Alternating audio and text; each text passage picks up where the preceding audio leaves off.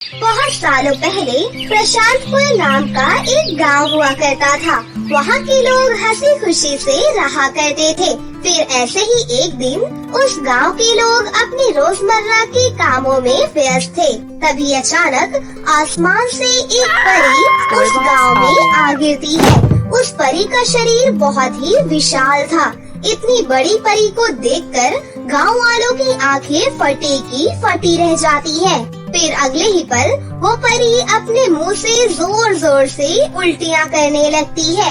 उसकी उल्टियाँ आसपास मौजूद घरों के ऊपर गिरकर उन्हें तोड़ने लगती है। ये देख वहाँ मौजूद सभी लोग घबरा जाते हैं। मैं बहुत बीमार हूँ, प्लीज कोई मेरी मदद करो। इतना कहकर परी रोने लगती है। तभी गांव की कुछ लड़कियां उसकी मदद के लिए आगे आती हैं। अरे लगता है ये परी बहुत ज्यादा बीमार है, हमें इसकी मदद करनी चाहिए। जाओ जल्दी से गांव के डॉक्टर को बुला लाओ। फिर उनमें से एक लड़की गांव के डॉक्टर को बुलाकर वहाँ पर ले आती है। लेकिन अपने सामने इतनी बड़ी परी को देखकर वो डॉक्टर बहुत डर जाता है। डॉक्टर ये देखो, ये बेचारी परी बहुत ज्यादा बीमार है और इसे उल्टियाँ भी हो रही हैं। प्लीज आप इसका इलाज कीजिए। अरे मैं तो सिर्फ इंसानों का इलाज कर सकता हूँ, इसका इलाज करना मेरे बस की बात नहीं है, मुझे माफ करो। जी डॉक्टर, हमें पता है कि ये परी बहुत ज्यादा विशाल है, लेकिन आप प्लीज एक बार कोशिश करके तो देखिए।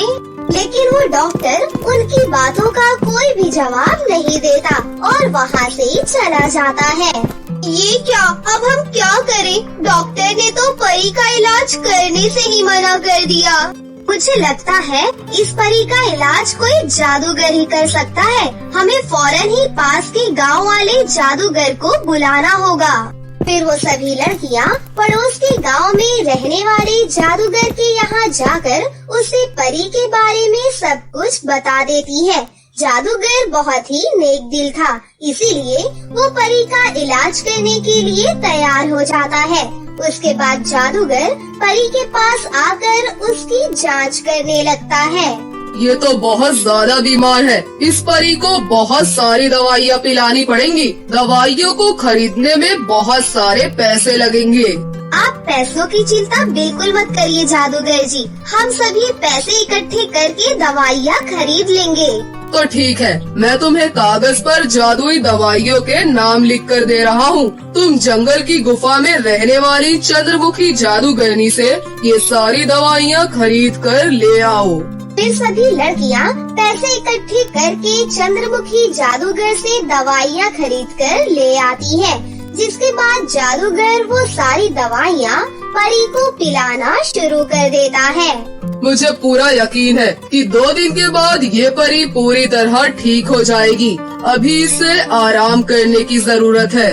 उसके बाद सभी लड़कियाँ उस जादूगर का धन्यवाद करती हैं। जिसके बाद जादूगर अपने घर लौट जाता है। लेकिन उसी रात 2 भयानक चुड़ैल उस गांव में घुस जाती है और उस परी को वहाँ पर सोता हुआ देख लेती है। परी को जिंदा देखकर वो आपस में बातें करने लगती है। हमें लगा था कि ये विशाल परी मर चुकी है, लेकिन ये गांव वाले तो इसे बचाने की कोशिश कर रहे हैं। इस समय सभी गांव वाले सो रहे हैं, ऐसा मौका हमें दोबारा नहीं मिलेगा। चलो इस परी को जान से मार देते हैं। फिर वो दोनों चुड़ैलें परी को मारने के लिए नीचे उतरती है। लेकिन जब वो उसके पास बढ़ती है कि तभी वहाँ पर भागते हुए गांव की लड़कियाँ आ जाती हैं। लगता है ये दोनों चुड़ैलें परी को मारना चाहती हैं। चलो इन चुड़ैलों पर हमला कर दो। फिर वो सभी लड़कियाँ पत्थर उठाकर चुड़ैलों को मारने लगती है और दोनों चुड़ैल जोर जोर से चिल्लाकर कूदने लगती है।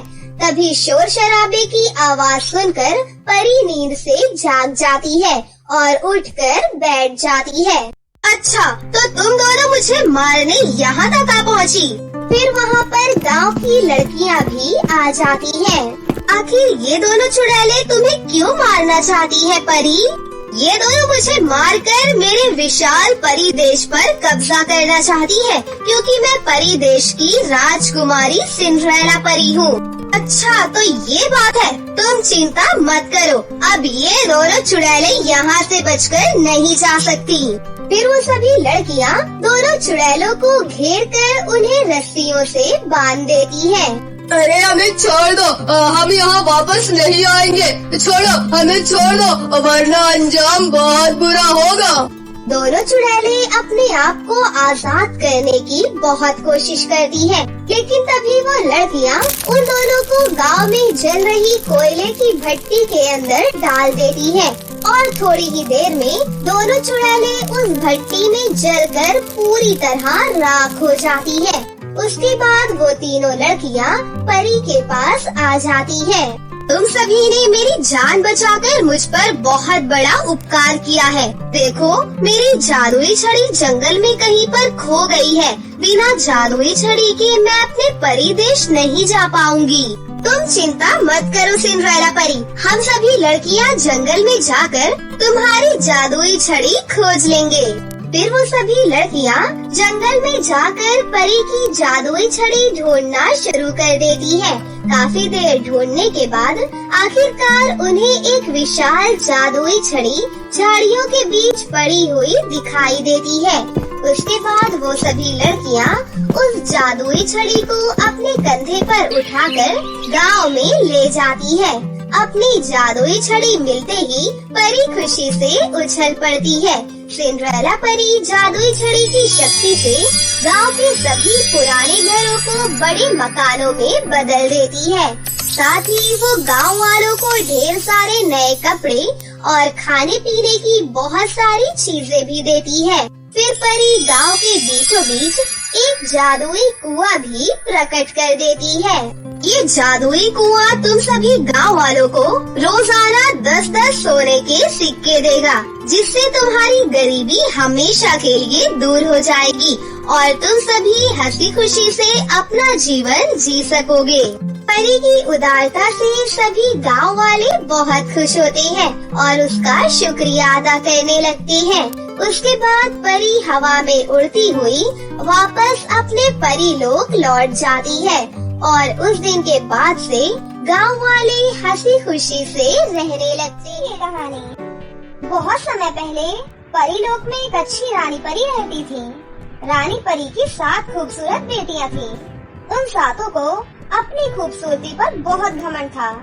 दूसरी तरफ जब भी उन्हें कोई खूबसूरत परी दिखाई देती तो वो परी का हुलिया बिगाड़ कर उसे काली और बदसूरत बना देती थी। इसी तरह एक दिन सिंड्रेला और उसकी 6 बहनें परी लोक की सैर कर रही थी कि तभी उन्हें एक घर में शादी होती हुई दिखाई देती है। फिर सिंड्रेला और उसकी 6 बहनें वहाँ पहुँचकर शादी देखने लगती हैं। तभी वो देखती हैं कि दुल्हन बहुत ही ज्यादा खूबसूरत है और उसकी खूबसूरती देखकर उन 7 बहनों को बहुत जलन होने लगती है। अरे ये दुल्हन तो कुछ ज्यादा ही खूबसूरत बनकर बैठी हुई है। मुझे नहीं पता था कि परी लोक में हमसे भी ज्यादा खूबसूरत परी रहती है। हाँ तूने सही कहा, इसकी खूबसूरती देख मेरा तो खून ही खौल रहा है। चलो मिलकर इसे काली और बदसूरत बना देते हैं। फिर वो 7 बहनें दुल्हन के पास पहुँच जाती हैं। क्यों रे, इतनी खूबसूरत दिखने की तेरी हिम्मत कैसे हुई? इस परीलोक में सिर्फ हम 7 बहनें ही सुंदर दिख सकती हैं और कोई भी नहीं, समझी तू? ये तुम कैसी बातें कर रही हो? आज मेरी शादी है, इसीलिए मैंने अच्छा मेकअप किया है। आखिर इसमें बुराई ही क्या है? क्या बुराई है? ठहर जा, अभी बताते हैं तुझे हम। फिर सिंड्रेला और उसकी 6 बहनें अपनी जादुई छड़ी की शक्ति से उस दुल्हन को बहुत ही काली और बदसूरत बना देती हैं। ये देख दूल्हे को बहुत गुस्सा आता है और वो उन 7 बहनों को भला बुरा कहने लगता है। फिर वो 7 परियां दूल्हे को भी बहुत ही काला और बदसूरत कर देती हैं और जोर जोर से हंसते हुए उन दोनों का मजाक उड़ाते हुए वहाँ से चली जाती हैं।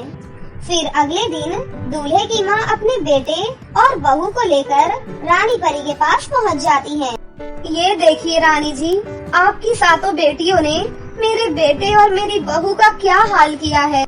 अपनी बेटियों की इस हरकत पर रानी परी को बहुत गुस्सा आता है। तुम चिंता मत करो, मैं अभी सब कुछ ठीक कर देती हूँ। उसके बाद रानी परी दूल्हा और दुल्हन को 2 जादुई गुलाब जामुन खाने के लिए देती है। वो गुलाब जामुन खाते ही वो दोनों फिर से खूबसूरत हो जाते हैं। उसके बाद रानी परी अपनी सातों बेटियों को दरबार में बुलाकर डांटने लगती है। आज तुम सातों ने अपनी हरकतों से सभी लोगों के सामने मेरी नाक कटवा दी। इस बार तो मैं तुम्हें माफ कर रही हूँ, लेकिन अगर अगली बार तुम सातों ने इस तरह की कोई भी हरकत की तो मुझसे बुरा कोई नहीं होगा। इस तरह से रानी परी अपनी सातों बेटियों को चेतावनी देकर उनके मन में डर बैठाने की कोशिश करने लगती हैं।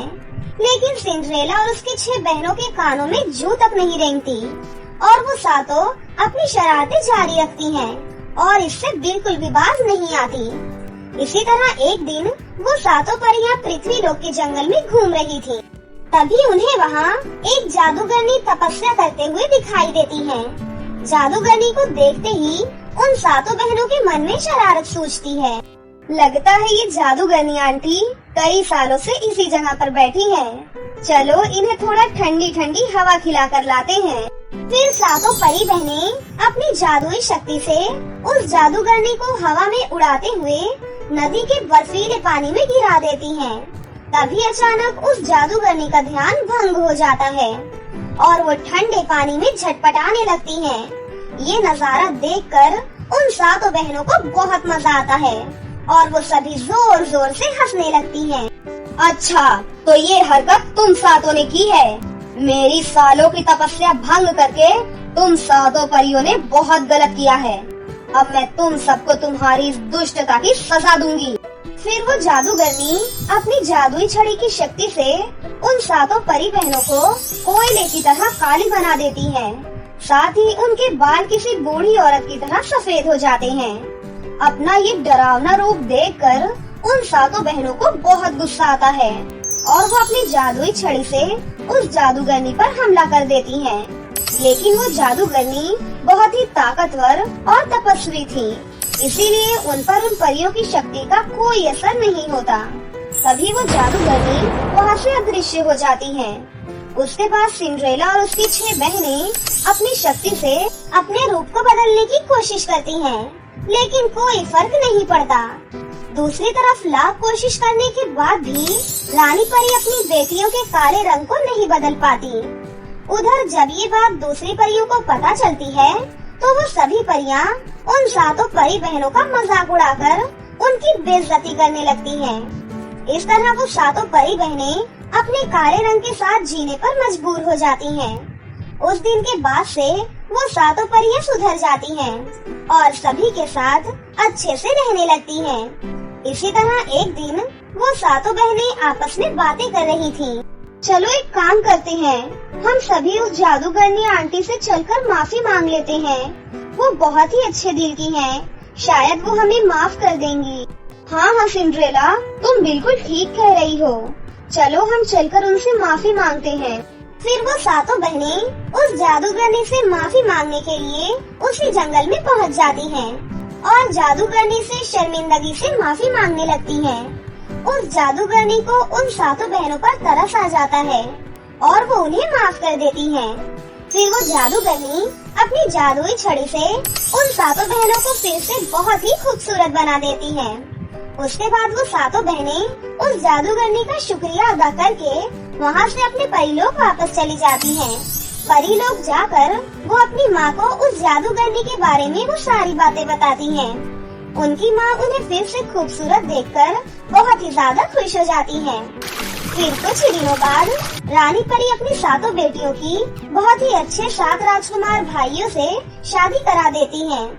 फिर वो सातों बहनें अपने पतियों के साथ अपने ससुराल चली जाती हैं और खुशी खुशी अपने ससुराल में रहने लगती हैं। ऐसे ही समय बीतने लगता है। फिर कुछ ही दिनों बाद वो सातों बहनें गर्भवती हो जाती हैं और कुछ ही महीनों के बाद वो बहनें 7 प्यारे प्यारे बच्चों को जन्म देती हैं। उसके बाद वो सातों बहनें अपने परिवार के साथ हंसी खुशी अपनी जिंदगी जीने लगती हैं। बहुत समय पहले की बात है। सोनपुर नाम के एक गांव में कल्याणी देवी अपनी पोती सिंड्रेला के साथ रहती थी। सिंड्रेला जब सिर्फ 6 महीने की थी तभी उसके माता पिता की मृत्यु हो गई थी। माता पिता की मृत्यु के बाद कल्याणी देवी ही उसकी माँ और पिता दोनों थी। कल्याणी देवी अपनी पोती सिंड्रेला पर जान छिड़कती थी और सिंड्रेला भी अपनी दादी माँ से बहुत प्यार करती थी। बचपन से ही सिंड्रेला दिखने में बहुत खूबसूरत थी। बालों का रंग सुनहरा, रंग गोरा और आंखें तो बिल्कुल झील की तरह थी। घर चलाने के लिए और अपनी पोती का पेट पालने के लिए कल्याणी देवी लोगों के घरों में झाड़ू पोछा लगाने का काम किया करती थी। अब सिंड्रेला बड़ी हो चुकी थी, इसलिए कल्याणी देवी को उसकी शादी की चिंता सताने लगी थी। वो अक्सर मन में एक ही बात सोचा करती थी, पोती जवान हो गई है, उसकी शादी की उम्र निकली जा रही है, पता नहीं उसकी शादी मैं कब करवा पाऊंगी। गरीबी के कारण कोई शादी के लिए हाँ ही नहीं करता है। हे माता रानी, मेरी बच्ची के लिए कोई पढ़ा लिखा और समझदार लड़का भेज दो, उसकी अच्छे घर में शादी करवा दो भगवान। तभी वहाँ पर सिंड्रेला आती है और अपनी दादी माँ से कहती है, दादी माँ, आपको पता है हमारे पड़ोस वाली प्रिया है ना, अगले महीने उसकी शादी होने वाली है। अभी तो वो मुझसे भी छोटी है और उसके घर वाले उसकी शादी करवा रहे हैं। मुझे तो बहुत हंसी आ रही है। बेटी, हर माँ बाप यही सोचते हैं कि वो अपने बच्चों के लिए एक अच्छा जीवन साथी ढूंढे ताकि बच्चे जिंदगी भर खुश रह सके। दादी माँ, क्या लड़कियों को शादी करना जरूरी होता है? उन्हें क्यों माँ बाप को छोड़कर दूसरे घर जाना पड़ता है? बेटी, ये तो दुनिया का दस्तूर है, इसे कोई नहीं बदल सकता। देखना, मैं भी तेरे लिए एक राजकुमार जैसा लड़का ढूंढूंगी। लेकिन दादी माँ, मैं आपको छोड़कर कहीं नहीं जाऊंगी, मैं आपके साथ ही रहना चाहती हूँ, इसीलिए मुझे शादी वादी नहीं करनी है। चुप कर, ऐसी बातें नहीं करते। लड़कियों को शादी करके दूसरे घर जाना ही पड़ता है बेटी। मुझसे शादी वादी की बात मत किया करो दादी माँ। इतना कहकर सिंड्रेला घर के अंदर चली जाती है और खाना खाकर सो जाती है। सिंड्रेला को सोता हुआ देख कल्याणी देवी सोचती है, कितनी मासूम है मेरी बच्ची, इसको दुनियादारी के बारे में तो कुछ भी नहीं पता है। हे माता रानी, कोई तो रास्ता दिखाओ, मेरी बच्ची के लिए कोई राजकुमार को भेज दो माता रानी। इतना कहकर कल्याणी देवी भी सो जाती है। फिर अगले ही दिन शहर से एक करण नाम का लड़का गांव घूमने आता है। करण शहर में पला बढ़ा 25 साल का एक नौजवान लड़का था। वो दिखने में भी बहुत खूबसूरत था, साथ ही दिल का भी बहुत अच्छा था। उसने हमेशा से शहर की भीड़ भाड़ वाली जिंदगी ही देखी थी, इसलिए गांव की सुंदरता और शांति देखने आया था। वो जैसे ही गांव में आता है, उससे सबसे पहले कल्याणी देवी दिखती हैं। वो कल्याणी देवी से कहता है, नमस्ते दादी माँ। खुश रहो बेटा, कौन हो तुम? मैंने तो तुम्हें नहीं पहचाना। दादी माँ, मैं गांव घूमने आया हूँ, मैं शहर से आया हूँ। मैंने सुना था गांव बहुत खूबसूरत होता है, इसीलिए गांव घूमने आया हूँ। मुझे आपकी एक मदद चाहिए। कैसी मदद बेटा? मैं यहाँ किसी को नहीं जानता, क्या आप मेरे रहने और खाने का इंतजाम करवा सकती हैं? ये लो, कैसी बात कर दी तुमने। तुम तो हमारे मेहमान हो और मेहमान भगवान समान होता है। तुम मेरे साथ मेरे घर चलो। हमारे घर में वैसे भी मैं और मेरी पोती ही रहते हैं। तुम कुछ दिन रहोगे तो हमें बहुत अच्छा लगेगा बेटा। कल्याणी देवी करण को अपने घर लाती है। घर आते ही करण की नजर सिंड्रेला पर पड़ती है। वो सिंड्रेला को देखते रह जाता है। फिर कल्याणी देवी कहती है, बेटा, ये मेरी पोती है, इसका नाम सिंड्रेला है। ये 22 साल की हो गई है, लेकिन दिमाग बिल्कुल बच्चों जैसा है। हर वक्त शरारत करते रहती है। अगर इसने तुम्हारे साथ कोई शरारत की तो बुरा मत मानना बेटा। अरे नहीं नहीं दादी माँ, मैं तो चाहता ही हूँ कि ये मेरे साथ शरारत करे। क्या कहा तुमने बेटा? अरे कुछ नहीं दादी माँ, चलिए आप मुझे मेरा कमरा दिखा दीजिए। कल्याणी देवी करण को एक रूम दे देती हैं और उसे खाट पर बिठाकर मिट्टी के कुल्हड़ में चाय देती हैं। क्या यहाँ सभी मिट्टी के बर्तन में चाय पीते हैं? तभी सिंड्रेला जवाब देती है, हाँ जी, और हाँ, यहाँ खाना चूल्हे पर बनाया जाता है और ज्यादा से ज्यादा प्रकृति की चीजों का इस्तेमाल किया जाता है। शहर की तरह यहाँ पर मॉडर्न चीजों का इस्तेमाल नहीं करते। बस इसीलिए तो मुझे गांव बहुत पसंद है। इसी तरह करण कल्याणी देवी के घर में ही रहने लगता है और सिंड्रेला उसे पूरा गांव घुमाती है। करण को सिंड्रेला का साथ बहुत अच्छा लगता है। कहीं न कहीं सिंड्रेला को भी करण का साथ बहुत अच्छा लगने लगता है। मन ही मन वो दोनों एक दूसरे से प्यार करने लगे थे, लेकिन दोनों में से किसी में भी इतनी हिम्मत नहीं थी कि वो अपने प्यार का इजहार कर सकें। इसी तरह काफी समय बीत गया और करण की छुट्टियां खत्म हो गयी। सिंड्रेला, अब मुझे वापस शहर जाना होगा। गांव में इतने दिन कैसे बीत गए मुझे पता ही नहीं चला। मुझे जब भी समय मिलेगा मैं गांव आता रहूंगा। तुम मुझे मिस करोगी ना? हाँ, क्यों नहीं, तुम मेरे इतने अच्छे दोस्त बन गए हो। ऐसा कहकर सिंड्रेला थोड़ी उदास हो जाती है। करण कल्याणी देवी के पैर छूता है और सिंड्रेला को दुखी मन से देखते हुए वहाँ से चला जाता है। करण के जाने के बाद सिंड्रेला शांत शांत रहने लगी थी। पहले वाली चंचल सिंड्रेला अब शांत रहा करती थी। एक दिन कल्याणी देवी सिंड्रेला से कहती है, क्या बात है मेरी बच्ची, तुम बदल कैसे गई? मेरी वो वाली सिंड्रेला कहाँ है जो हर वक्त शरारत करते रहती थी, बदमाशियाँ किया करती थी?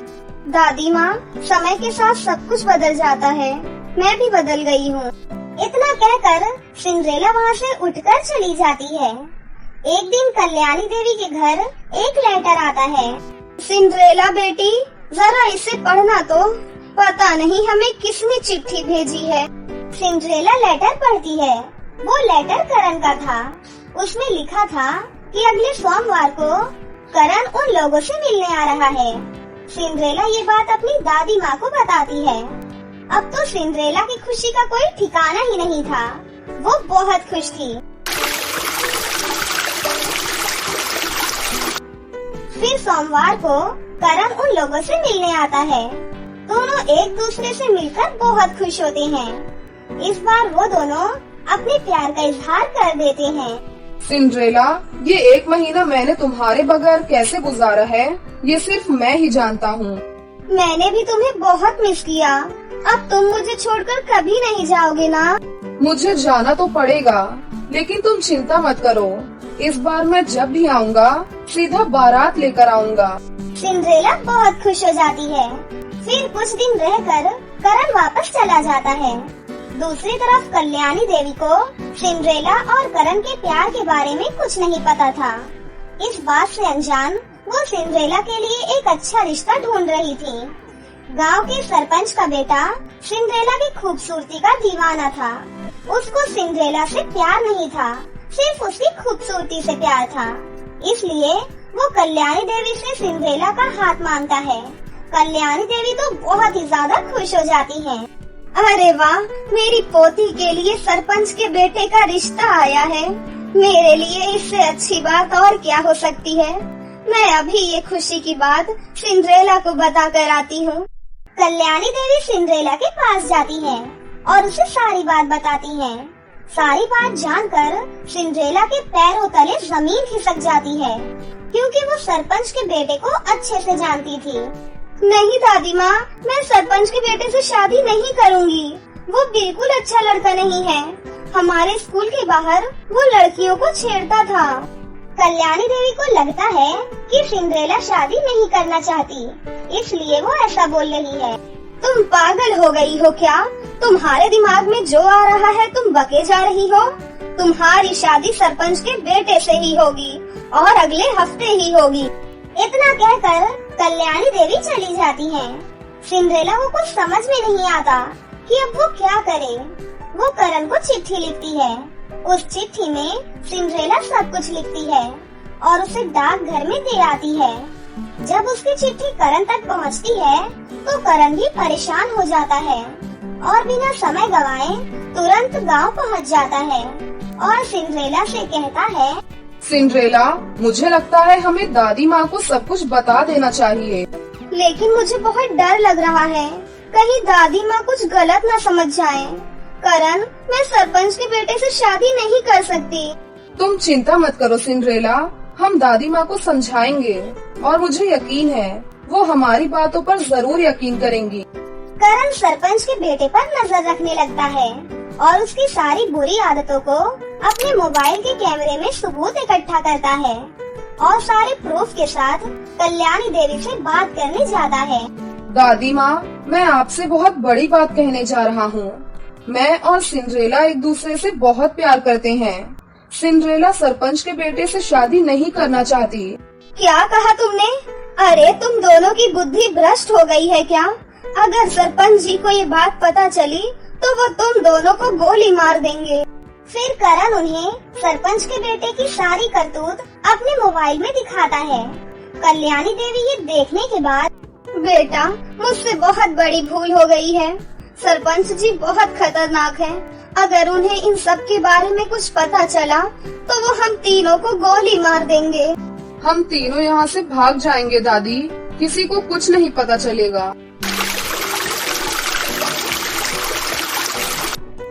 उसी रात करण, कल्याणी देवी और सिंड्रेला अपना सामान बांधकर भागने लगते हैं। लेकिन तभी सरपंच के कुछ आदमी उन्हें देख लेते हैं और उन्हें पकड़ लेते हैं और एक कमरे में कैद कर देते हैं। हम तो और ज्यादा फंस गए। कल सुबह तक सरपंच को सब कुछ पता चल जाएगा और वो हम तीनों को मार डालेगा। हे माता रानी, अब आप ही हमारी मदद कीजिए। मैं अपनी पोती को गलत हाथ में नहीं जाने दे सकती। मैं उसके बारे में कुछ नहीं जानती थी, इसलिए मैंने उससे शादी के लिए हाँ की थी। माता रानी, मेरी बच्ची को बचा लीजिए, उसके प्यार को बचा लीजिए। तभी वहाँ पर एक तेज रोशनी होती है और एक जादुई गाउन प्रकट होता है। तभी उस गाउन से आवाज आती है, कल्याणी देवी, तुम चिंता मत करो। तुमने हमेशा माता रानी की पूजा की है। मुझे माता रानी ने ही भेजा है। मैं तुम तीनों को कुछ नहीं होने दूंगी। सिंड्रेला, तुम मुझे पहन लो। उसके बाद तुम एक जादुई लड़की में बदल जाओगी। फिर तुम जो चाहोगी, जैसा चाहोगी, वैसा ही होगा। फिर सिंड्रेला उस गाउन को पहन लेती है। गाउन के पहनते ही उसे एक शक्ति का एहसास होता है और वो कहती है, मैं चाहती हूँ हम तीनों यहाँ से बाहर निकल जाएं। सिंड्रेला के इतना कहते ही वो लोग उस कैद से बाहर निकल जाते हैं और सरपंच का खतरा उन पर से टल जाता है। फिर वो तीनों जादुई गाउन की मदद से सही सलामत शहर पहुँच जाते हैं। दादी माँ, आपका बहुत बहुत शुक्रिया, आपने हमें समझा। बेटा, मैं तुम्हें बहुत अच्छे से जानती हूँ। तुम मेरी पोती को बहुत खुश रखोगे। जीवन भर मेरी पोती का साथ देना बेटा। हाँ दादी माँ। उसके बाद कल्याणी देवी करण और सिंड्रेला की शादी करवा देती हैं। फिर वो तीनों शहर में ही अपना जीवन हंसी खुशी गुजारने लगते हैं।